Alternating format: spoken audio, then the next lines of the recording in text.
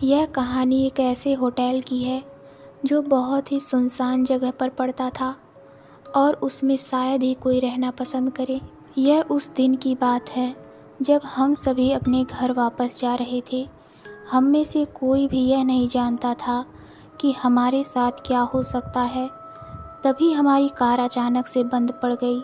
बहुत कोशिश करने के बाद भी वो स्टार्ट नहीं हो रही थी। रात के समय में तो कोई कार ठीक करने वाला नहीं मिलने वाला था। तभी हमारी नज़र एक होटल पर गई। वह होटल देखने में बहुत ही अजीब लग रहा था, क्योंकि हमें यकीन नहीं हो रहा था कि इस सुनसान जगह पर कोई होटल भी हो सकता है। होटल को देखने पर ऐसा लगता है कि यह काफ़ी साल पुराना है।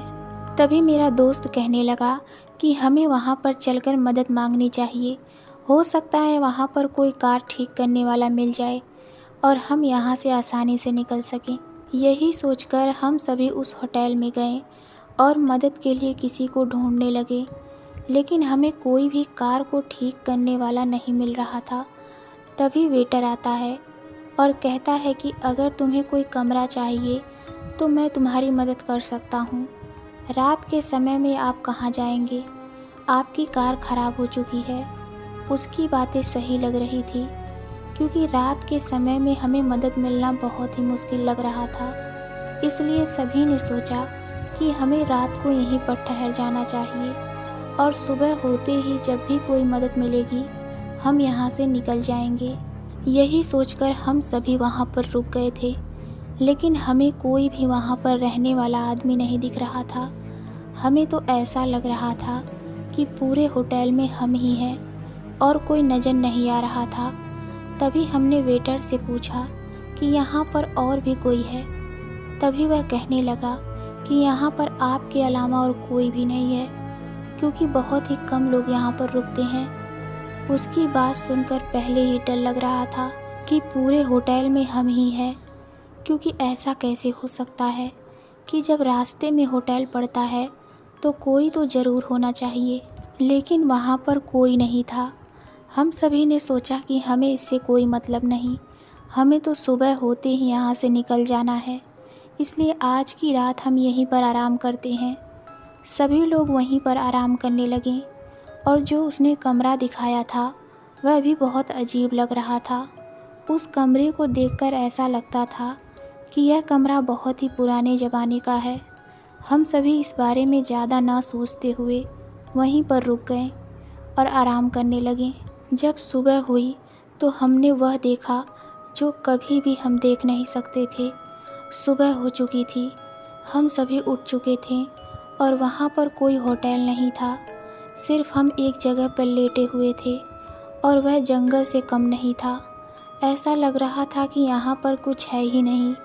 हम तो रात के समय में होटल में रुके थे। हमारी कार सामने खड़ी थी। किसी को कुछ समझ में नहीं आ रहा था। सभी को लग रहा था कि हमारे साथ ऐसा कुछ हुआ है जो अगर किसी को बताया जाता है तो कोई भी इस बात पर यकीन नहीं कर सकता है कि पूरा का पूरा होटल ही गायब हो गया।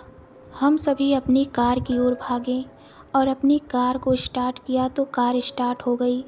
ऐसा लग रहा था कि इसमें कोई खराबी थी ही नहीं, इस जगह पर आने के कारण ही रुक गई थी।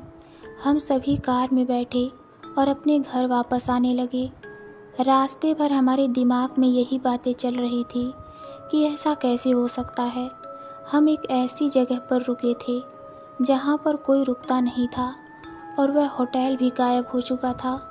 इस बात पर यकीन करना बहुत ही मुश्किल हो रहा था, लेकिन जो हमने देखा था उस पर तो यकीन हो ही सकता है।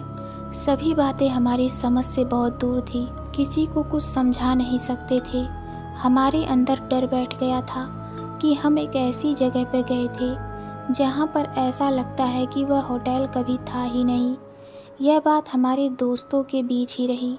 हमने किसी को भी बताने की ज़रूरत नहीं समझी, लेकिन मन में हमेशा यही ख्याल आता है कि क्या वह रात के समय हर बार होटल वहीं पर आ जाता है, या फिर यह हमारे साथ पहली बार हुआ है।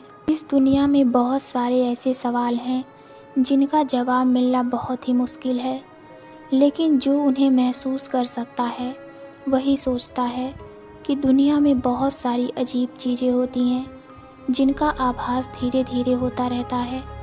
अगर आपको यह कहानी पसंद आई तो आगे भी शेयर करें और कमेंट करके हमें भी बताएं।